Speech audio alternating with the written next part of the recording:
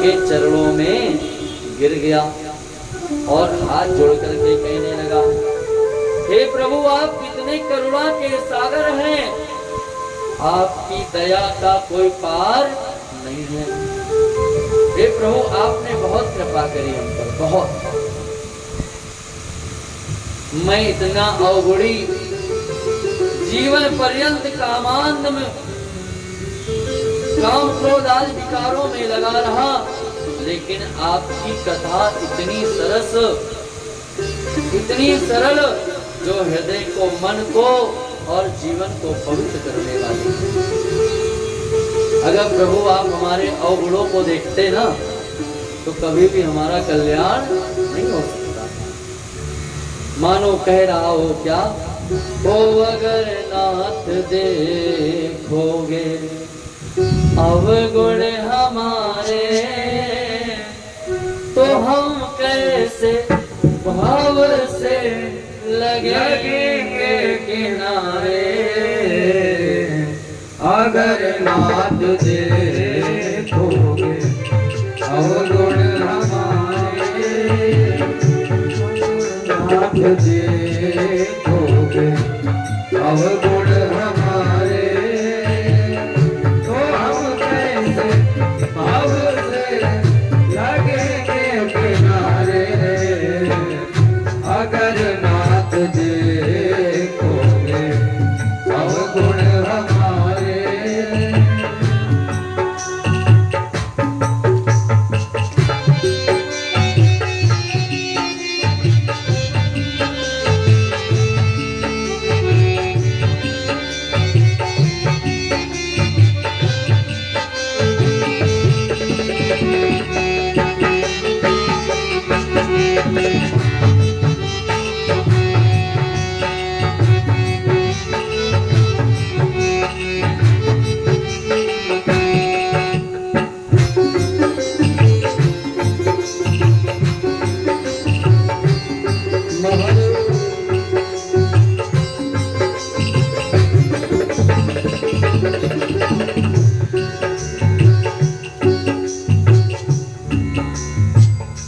गनिका जामिल को पल में उबारे, गनिका जामिल को पल में उबारे। अगर नाथ देखोगे अवगुण हमारे, अगर नाथ देखोगे अवगुण हमारे, तो हम कैसे भाव से लगेंगे किनारे। अगर नाथ देखोगे अवगुण हमारे, अगर नाथ देखोगे अवगुण हमारे। पतितों को पावन करते कृपानि, वो पतितों को पावन करते कृपानि, पतितों को पावन करते कृपानि, पतितों को पावन करते कृपानि। ये पाप है इस सूरज के सहारे, ये पाप है इस सूरज के सहारे।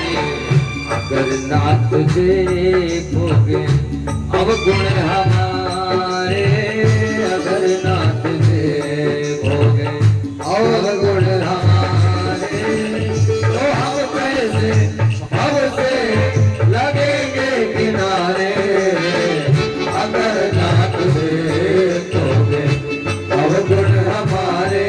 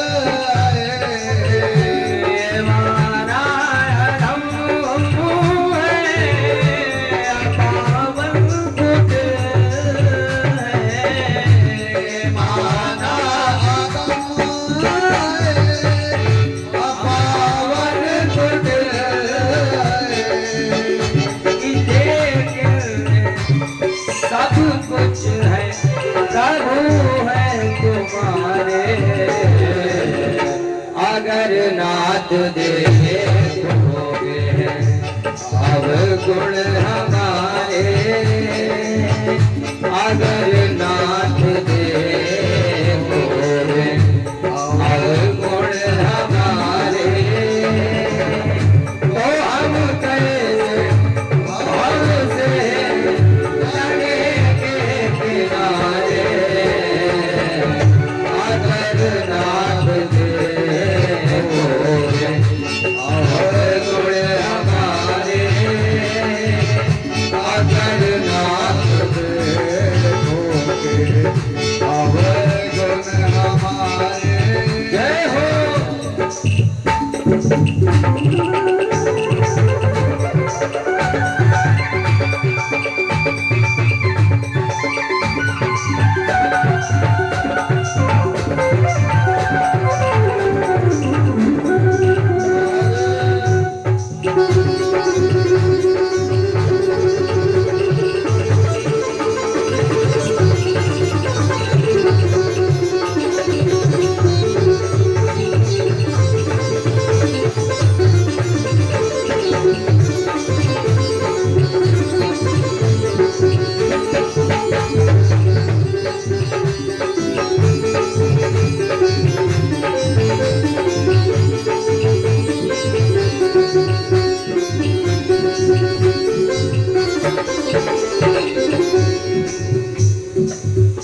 हमारे लिए क्यों देर किए हो, हमारे लिए क्यों देर किए हो, हमारे लिए क्यों देरी किए हो, हमारे लिए क्यों देर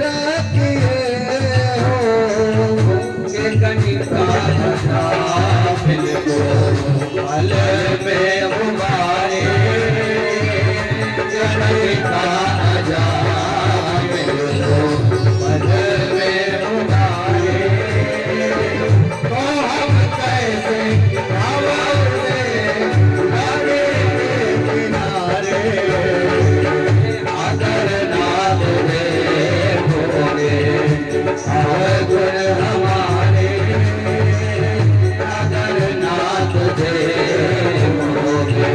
अवगुण हमारे, तो हम कैसे हमसे लगेंगे किनारे, अगर नाथ देखोगे अवगुण हमारे, अगर नाथ देखोगे अवगुण हमारे, अगर नाथ देखोगे अवगुण हमारे।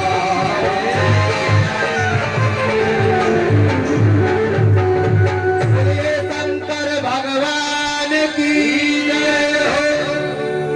हर हर महादेव। आप लोगों की आवाज नहीं आ रही, बोली हर हर। वाह, परमट तक की चली जाए, इतनी तेज बोल दो अम्मा। हर हर महादेव। बहुत सुंदर। बोले शंकर भगवान की। वाह। तो शिव पुराण की कथा बिंदु को मुक्ति प्रदान कर दी, भक्ति प्रदान कर दी और शिव जी का साथ प्रदान कर दिया। यह अद्भुत कथा है। इसकी महिमा का वर्णन कहाँ तक किया जाए, यह संभव नहीं है, क्योंकि इसकी महिमा अनंत है, इसका मुखारविंद से वर्णन करना असंभव है।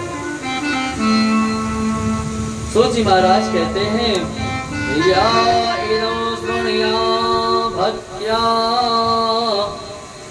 कीर्तयेद्वा समाहिता, सा भुक्ता विपुलान् भोगान् नन्ते मुक्तिमवाप्नुयात्। सूर्य जी बोले, हे सोनक, यह सभी प्रकार के पापों का नाश करने वाली कथा है और जो इस इतिहास को जो अभी आप लोगों ने सुना ना, बिंदु और चंचुला ब्राह्मण देवराज, जो इस इतिहास को सुनता है उनके भी पाप भस्म हो जाते हैं। और यह कथा महान आनंद प्रदान करने वाली है। जो इस कथा को श्रद्धा से श्रवण करता है वो अंत में मुक्ति को प्राप्त होता है। शिव पुराण की कथा बहुत ही अद्भुत है, जो हमें अपने जीवन को जीना सिखाती है और परमात्मा की कृपालुता का वर्णन सिखाती है। कितने कृपालु हैं प्रभु मेरे, कितने दयालु हैं। ऐसे थोड़ी ना भोला भंडारी कहते, क्या कहते हैं? भोला भंडार भी भरा हुआ है, कमी नहीं है खजाने में यहाँ पे। और भोले इतने कि जो मांगोगे वो मिल जाएगा। आपके मांगने में तो कमी हो सकती है, लेकिन मेरे भोलेनाथ के देने में कोई कमी नहीं रहेगी। बड़े भाव से शिव पुराण की कथा श्रवण करिए आप सभी लोग। आगे कथा का विधान बतलाते हुए कहते हैं कि इस कथा को कैसे सुनना चाहिए, किस प्रकार सुनना चाहिए, किस ढंग से सुनना चाहिए। देखिए, जिस पेड़ में फल अत्यधिक हो उन फलों को तोड़ने का नियम भी अलग अलग होता है कि भैया इस फल को कैसे तोड़ा जाए। तो इनके शिव पूजा के भी अलग अलग नियम है। शिव पुराण श्रवण कैसे किया जाए। जो मुख्य जजमान हो, जो कथा में जजमान हो, जो अभिषेक में जजमान बने, वह सभी को चाहिए कि या तो निराहार रहें, और निराहार नहीं रह सकते तो फलाहार करें, और यदि फलाहार भी नहीं कर सकते तो भैया भोजन कर ले एक टाइम शाम के समय कथा सुनने के बाद। लेकिन तब भी यदि उनका भैया कहीं पंडित जी हम तो बिना खाए रह ही न पाते, तब फिर क्या करना है? बोले दोनों टाइम खाओ और प्रेम करो भगवान की कथा। तो और कथा, बोले महाराज इस कथा में और नियम क्या है? बोले कथा के नियम तो बहुत हैं, अगर बताएंगे तो आप सभी कथा सुनोगे ही नहीं। बोले फिर भी बता दो। तो मैं नियम तो पहले नियम ये है कि एक दूसरे की निंदा मत करना, जितने दिन कथा सुनना। एक दूसरे की बातें मत करिएगा, एक दूसरे की चर्चा मत करिएगा, और चर्चा भी करिएगा तो शिव पुराण की करिएगा, और कोई मत करिएगा। पहला नियम ये। दूसरा नियम, झूठ मत बोलिएगा। जितने दिन शिव पुराण कथा चले उतने दिन कम से कम मन में रखना कि हमारे क्षेत्रवासी इस राणा बाउंड्री कैंपस में जो भक्त आए हुए हैं उन सभी का कल्याण हो, इसलिए झूठ मत बोलना। क्योंकि भगवान शिव का नाम क्या बोले? शिव। सत्यम शिवम सुंदरम, सत्य ही शिव है और शिव ही सुंदर है, इसलिए भगवान शिव ही सत्य है।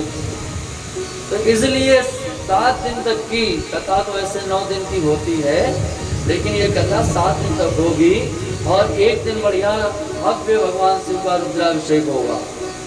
और सभी लोग जो है, आप सभी लोग बढ़िया शिवलिंग का निर्माण करेंगे मिट्टी का, और लास्ट 30 तारीख को भगवान शिव का अभिषेक आप सभी लोग से करवाया जाएगा।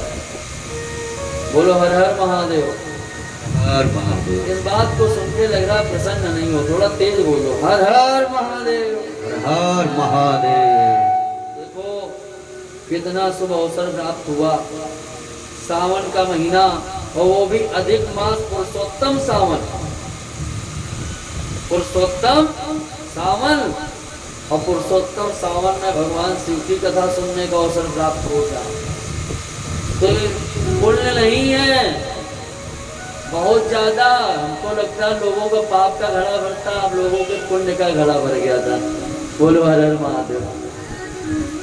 तो पुण्य का घड़ा भर गया, जिसके कारण आज क्या हुआ, बोले शिव पुराण की कथा सुनने का सुअवसर प्राप्त हो रहा है। तो बढ़िया 7 दिन चकाचक भगवान शिव पुराण की कथा सुनो मन लगा करके, और भगवान का भजन करना, और एक दूसरे की निंदा मत करना, प्रेम से रहना अपने घर में परिवार में। और कथा सुनने एकदम 3 बजे से पहले ही आ जाना। कथा 3 से 6 है, तो हो सके तो 2:45 पे आप आ जाओ। क्या हमका इंतजार न करे पड़े। एक समय था सूत जी महाराज का 88,000 ऋषि एकत्र होकर के इंतजार कर रहे थे, सूत जी आवे कथा सुनावे। आज के समय क्या व्यास जी मंच पर बैठ जाते हैं और श्रोताओं का इंतजार करते हैं, एक आ जाए सुन ले कथा, कोई तो आ जाए किसी कल्याण हो जाए कथा सुनो। व्यास जी महाराज ऐसा सोचते हैं, मतलब कि अब राम नाम बट रहा है और लोग जो है उसे बटोर नहीं रहे। बोलो जय श्री कृष्ण।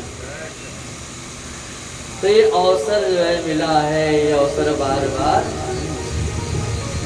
ये अवसर फिर नहीं मिलने का, सत्संग करो सत्संग करो। ये अवसर फिर नहीं मिलने का, सत्संग करो सत्संग करो। ये अवसर फिर नहीं मिलने का, सत्संग करो सत्संग करो। ये अवसर फिर नहीं मिलने का, सत्संग करो सत्संग करो। सत्संग करो प्यारे सत्संग करो, सत्संग करो सत्संग करो। सत्संग करो भाई सत्संग करो, सत्संग करो सत्संग करो। अवसर फिर नहीं मिलने का, सत्संग करो सत्संग करो। या अवसर फिर नहीं मिलने का, सत्संग करो सत्संग करो। किन परिस्थितियों में सत्संग करो। चाहे थाली लोटा बिक जाए, सत्संग करो सत्संग करो। चाहे थाली लोटा बिक जाए, सत्संग करो सत्संग करो। थाली लोटा बिक जाए, सत्संग करो सत्संग करो। चाहे थाली लोटा बिक जाए, सत्संग करो सत्संग करो।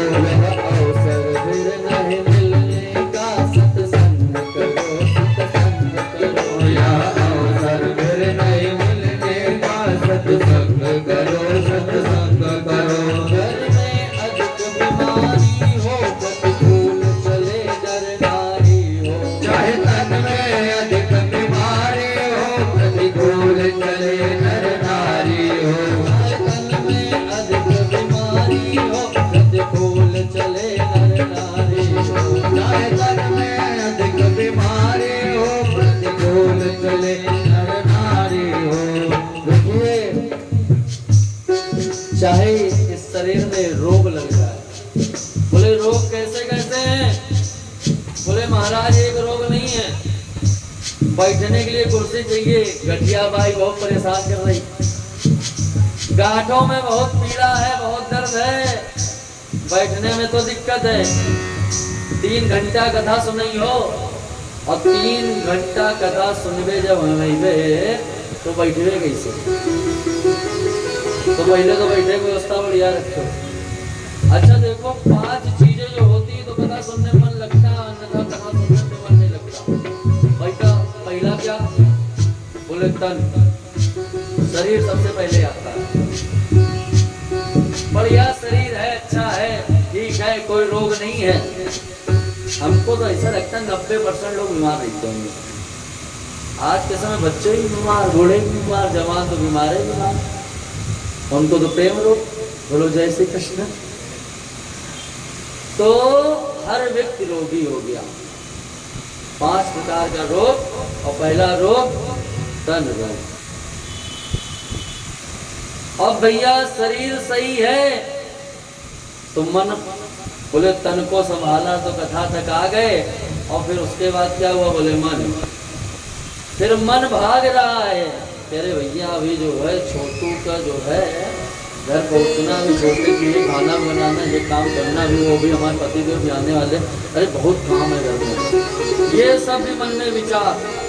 तो मन बल भी कमजोर पड़ गया। बोले मन भी इधर उधर भाग रहा है और कथा में मन भी नहीं लग रहा।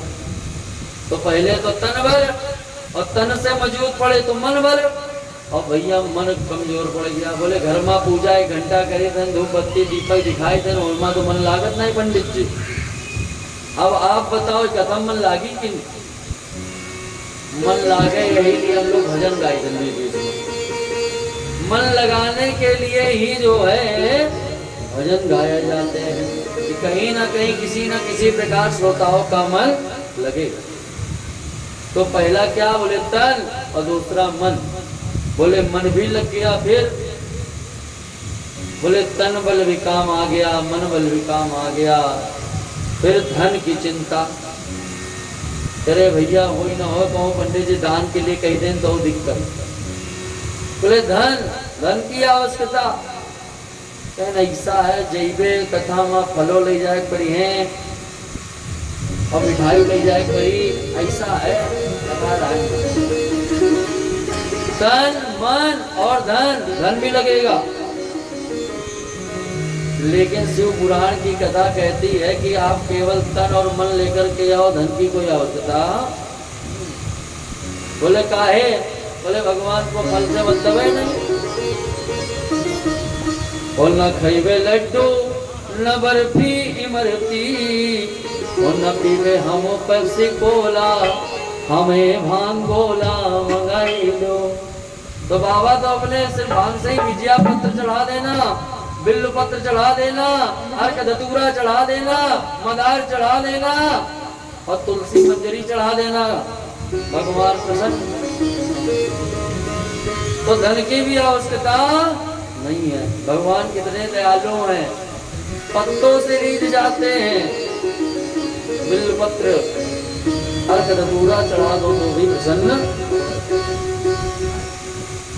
और फिर उसके बाद आत्मबल, और जब परमात्मा का बल होता है तभी आप कथा में आ पाते हैं, और जब तक भगवान की इच्छा नहीं होती तब तक आप कथा में आना भी चाहें तो भी नहीं आ सकते।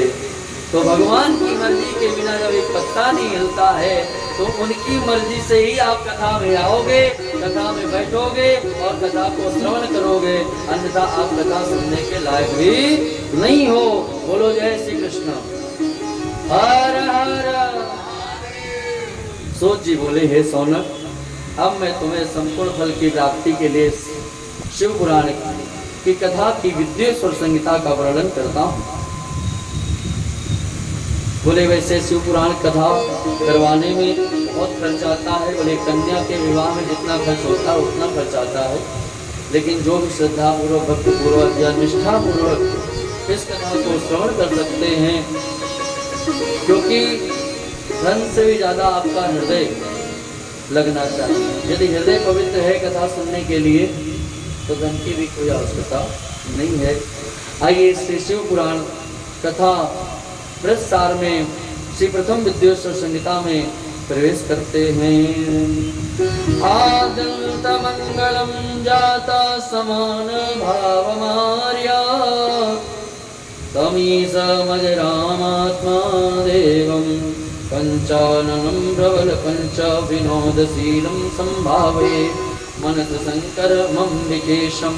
जो आदि और अंत सदा मध्य में भी नित्य मंगल करते हैं, जिनकी समानता अथवा तुलना कहीं भी नहीं है, जगत की समता से सर्वथा परे हैं, अजर हैं, अमर हैं, आत्मा राम हैं, जिनके 5 मुख हैं। कितने? 5 मुख हैं, और जो खेल ही खेल में अनायास संसार की रचना कर देते हैं, पालन करते हैं, संहार करते हैं, भक्तों पर अनुग्रह करते हैं, एवं तिरोभाव एवं 5 प्रबल कर्म करते हैं उन अंबिकापति महादेव शंकर का मैं हृदय से ध्यान करता हूँ। महादेव का मतलब क्या है जानते हैं? महादेव शब्द का अर्थ जानते हैं आप लोग? महादेव का मतलब होता है जो सदैव, एक तो भगवान का नाम आशुतोष भी है, आश माने शीघ्र, तोष माने प्रसन्न होने वाले, जो शीघ्र प्रसन्न हो जाते हैं। महादेव शब्द का अर्थ है जी, माँ माने संस्कृत में होता नहीं, माँ माने क्या होता नहीं, जिनके जीवन में कोई नकारात्मक ऊर्जा ना हो, जिन्होंने सदैव सकारात्मक ही विचार रखे हों। और हाँ माने जिन्होंने केवल हाँ करना ही सीखा। बोले वरदान मांगा भक्तों ने, बोले जाओ तथास्तु, दे दिया, सोचा विचारा कुछ नहीं। और देव का मतलब क्या होता है? देव माने देने वाले, जो सदैव देते हैं और कभी यह नहीं सोचते कि यह दूं कि ना दूं। और देते क्या है बताइए, क्या देते हैं? तो लास्ट में अक्षर है वाह। वाह माने क्या होता है? बोले वर। वर माने क्या? वर माने, वर माने श्रेष्ठ, वर माने पति नहीं, वर माने श्रेष्ठ। भगवान हमें श्रेष्ठ देते हैं, श्रेष्ठ बना देते हैं। श्रेष्ठ वर देने वाले ऐसे महादेव जिनकी हम स्तुति करते हैं, उनको बार बार नमन करते हैं। धर्म क्षेत्रे महाक्षेत्रे कालिंदी संगमे प्रयागे परमे पुण्य ब्रह्मलोकस्य वर्तनी। श्री वेद व्यास जी कहते हैं, एक समय धर्म क्षेत्र एवं महाक्षेत्र जहाँ गंगा और यमुना का संगम हुआ है, उस परम पवित्र तीर्थ प्रयाग में, जो कि ब्रह्मलोक का मार्ग है, उस परम पुण्यदायक प्रयाग नामक स्थान में सत्यव्रत में तत्पर रहने वाले महातेजस्वी ऋषियों ने एक बहुत बड़े विशाल ज्ञान यज्ञ का आयोजन किया। उस ज्ञान यज्ञ में आयोजन सुनकर के पुराणों के महामुनि व्यास के शिष्य श्री सूत जी महाराज दर्शन करने के लिए आए। और सूत जी महाराज को आते देख करके बड़े बड़े ऋषि मुनि प्रसन्नचित्त होकर के खड़े हुए और उनका स्वागत किया। रोम हर्षण सर्वज्ञ भगवान वे भाग्य गौरवात अपुराण विद्यामखिलम व्यासात प्रत्यमर्तवान। वे रोमों में हर्षित करने वाले श्री सूत जी, आप बड़े भाग्यशाली हैं। और उन सूत जी महाराज का वंदन किया। घोर कलयुग आने वाला है, प्रश्न किए हैं ऋषियों ने कि प्रभु घोर कलयुग आने वाला है, मनुष्य धर्म कार्य से अथवा पूर्ण कर्म से दूर हो जाएगा और दुराचरण में फंस जाएगा। दूसरों की निंदा करने वाला, पराय धन की इच्छा रखने वाला, परस्त्री का गमन करने वाला, शरीर को ही आत्मा समझने वाला और झूठ बोलने वाला, ईश्वर देवता शास्त्र एवं रामलोक में अशुद्ध भावना रखने वाला, मन बुद्धि वाले माता पिता में द्वेष रखने वाला और स्त्री रेवा काम किंकरा, स्त्री को ही देवता अर्थात पत्नी के मनमाने इशारे पर चलने वाला, ऐसे व्यक्ति होंगे। नारी विवश नर सकल गोसाई, नारी विवश नर सकल गोसाई, लाच ही नट मरकट की नारी, लाच ही नट मरकट की नारी, नारी विवश नर सकल गोसाई, नारी विवश नर सकल गोसाई, लाच ही नट मरकट की नारी, लाच ही नट मरकट की नारी। देखिए कलयुग का मनुष्य क्या हो गया? बोले नाचे ही, बोले नाचेगा, बोले किसके इशारे पे? बोले जय जय जय पत्नी महारानी, आदि शक्ति जगदम्ब भवानी, जब से तुम लिन घर में वासा, सास ससुर कर स्वर्ग निवासा। पत्नी महारानी के इशारे पर नाचने वाले होंगे। हम नहीं कह रहे भैया, शास्त्र पुराण कह रहा है। नाचही नर मरकट की नाई। बोले ऐसा ऐसा नहीं नचाएंगे। बोले कैसा? बोले बंदर की तरह, बंदरों की तरह नाचेगा। काम के सेवक होंगे मनुष्य और नास्तिक व मूढ़ होंगे, कम बुद्धि वाले होंगे, माता पिता को नहीं मानने वाले और स्वेच्छा परायण, जो इच्छा हुई वो किया। एकमात्र अपने परिवार में लगे हुए। और ब्राह्मण कैसे होंगे? बोले लोभी होंगे, ब्राह्मण लोभी होंगे। क्षत्रिय प्रजा का विनाश करने वाले और जीवों की हिंसा करने वाले। गुरु देवता तथा ब्राह्मणों से द्वेष करने वाले होंगे तथा भक्ति से हीन हो जाएंगे, किसी में भक्ति नहीं होगी। अभी बढ़िया कलयुग पहला चरण चल रहा है। कौन सा चरण? प्रथम चरण। और इस प्रथम चरण की विशेषता यह है कि इसमें विशेषता ये है कि इसमें लोग जो है अभी सही ढंग से चल रहे हैं, धर्म कर्म कर रहे हैं, पूजा पाठ कर रहे हैं, माता पिता का आदर कर रहे हैं, बड़ों का सम्मान कर रहे हैं। आपके क्षेत्र में आप सभी के आचरण ऐसे ही हैं। लेकिन जब आने वाला जो कलयुग है और जब घोर कलिकाल आएगा तब लोग धर्म को भूल जाएंगे, अधर्म के रास्ते पर चलने लगेंगे। आज के समय तो हमारे समाज में किसी भी प्रकार का दूषित वातावरण दिखाई नहीं देता। अगर दिखाई भी देता है तो 10-15-20%। लेकिन आने वाले समय में 1% धर्म बचेगा और 99% अधर्म होगा। क्या होगा? अधर्म होगा। लोग धर्म नहीं करेंगे और मनमाना आचरण करेंगे और दूसरों को उपदेश देंगे। साधु वेश धर करके ब्राह्मणों से चरण पुजवाएंगे। कौन? अन्य वर्ण के लोग अपने को कुलीन मान करके चारों वर्णों के साथ भोजन कर वैदिक धर्म भ्रष्ट करने वाले ब्राह्मणों के। स्त्रियस्य प्रायसो भ्रष्टा, कलयुग की स्त्रियां प्राय सदाचार से भ्रष्ट होंगी और पति का अपमान व सास ससुर से द्वेष करने वाली होंगी। वे लज्जा से हीन, उनमें लज्जा नहीं होगी।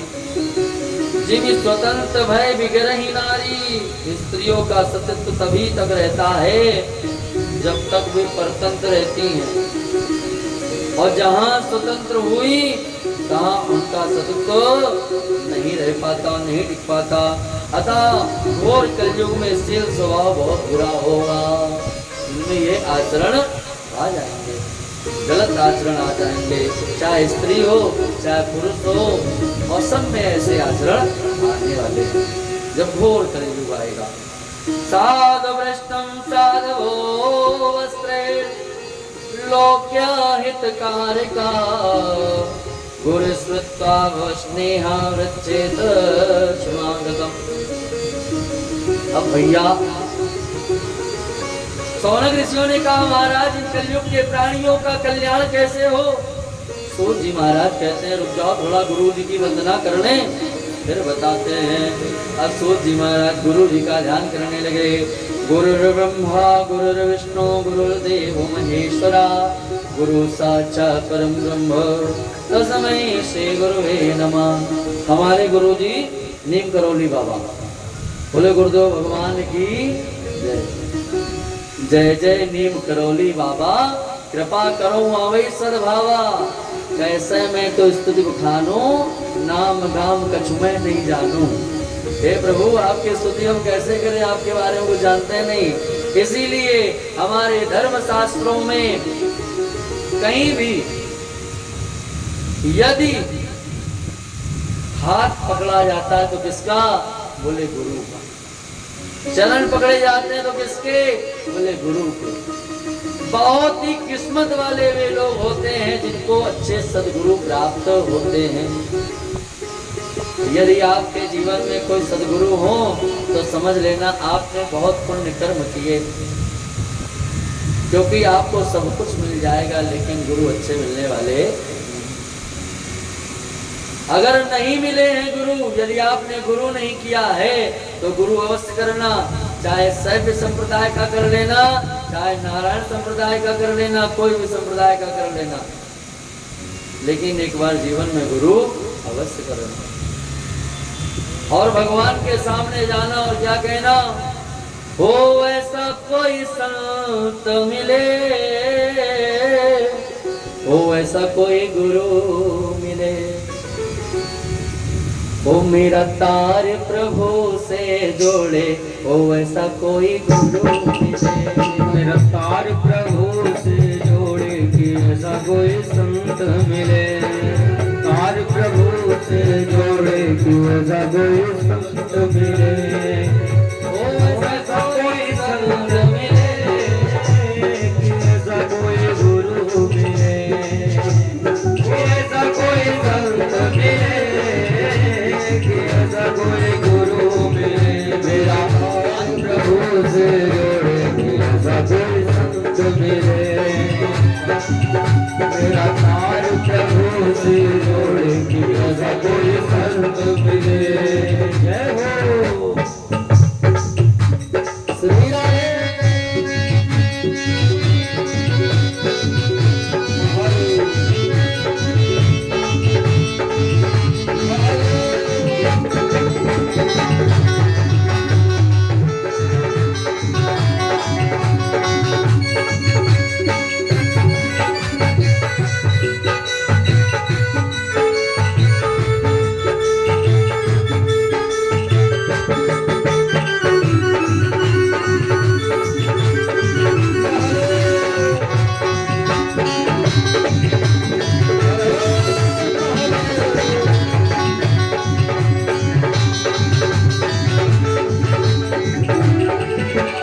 देखिए गुरु कैसे मिलेंगे, बोले क्या भटकते भटकते गुरु मिलेंगे, बोले नहीं, फिर कैसे मिलेंगे, बोले भगवान के पास जाना होगा, गुरु की याचना करनी होगी, बोले जब भगवान की कृपा होती है तब गुरु मिलते हैं, और जब गुरु की कृपा होती है तब भगवान मिलते हैं। तो इसलिए क्या कहना है, भटकत भटकत पत नहीं मिलता, भटकत भटकत पत नहीं मिलता, भटकत भटकत पत नहीं मिलता, भटकत भटकत पत नहीं मिलता, मन मेरा रोके नहीं रुकता, मन मेरा रोके नहीं रुकता, मन मेरा रोके नहीं रुकता, मन मेरा रोके नहीं रुकता, मेरे मन के भ्रम को तेरे और सको संत मिले, मेरे मन को जोड़े कि ऐसा कोई गुरु मिले, मेरे मन के भ्रम को तोड़े और सको संत मिले, मेरे मन के भ्रम को जोड़े कि ऐसा कोई संत मिले, ऐसा कोई संत मिले, ऐसा कोई गुरु मिले, कि ऐसा कोई संत मिले, कि ऐसा कोई गुरु मिले, मेरा प्रभु से जोड़े कि ऐसा कोई संत मिले, हर प्रभु से जोड़े कि ऐसा कोई संत मिले।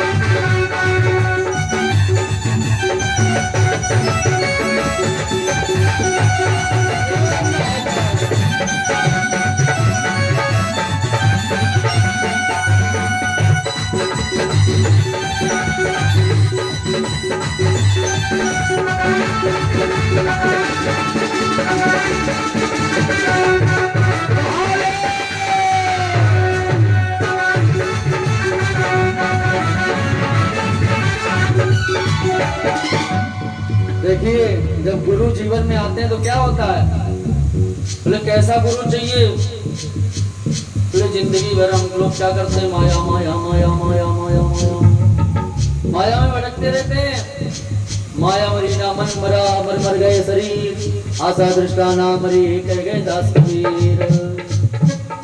तो कैसा गुरु चाहिए, माया से जो दूर भगाए, माया से जो दूर भगाए, माया से जो दूर भगाए, माया से जो दूर भगाए, माया से जो दूर भगाए, माया से जो दूर भगाए, मन का जो अज्ञान मिटाए, मन का जो अज्ञान मिटाए, मन का जो अज्ञान मिटाए, मन का जो अज्ञान मिटाए,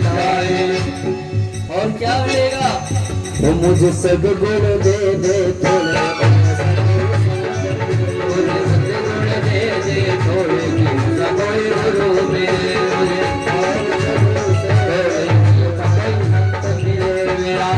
प्रभु से जोड़े कि ऐसा कोई संत मिले, प्रभु से जोड़े कि ऐसा कोई संत मिले, प्रभु से जोड़े कि ऐसा कोई संत मिले, प्रभु से जोड़े कि ऐसा कोई संत मिले। दोनों हाथ उठाइए और बोलना क्या है? जय गुरुदेवा बोलो, जय गुरुदेवा, जय गुरुदेवा बोलो, जय गुरुदेवा, जय गुरुदेवा बोलो, जय गुरुदेवा, जय गुरुदेवा बोलो, जय गुरुदेवा। अपने चरणों की मुझे दे दो सेवा, अपने चरणों की मुझे दे दो सेवा, अपने चरणों की मुझे दे दो सेवा, अपने चरणों की मुझे दे दो सेवा। गुरुदेवा बोलो, जय गुरुदेवा, जय गुरुदेवा बोलो, जय गुरुदेवा, जय गुरुदेवा बोलो, जय गुरुदेवा, जय गुरुदेवा बोलो, जय गुरुदेवा, जय गुरुदेवा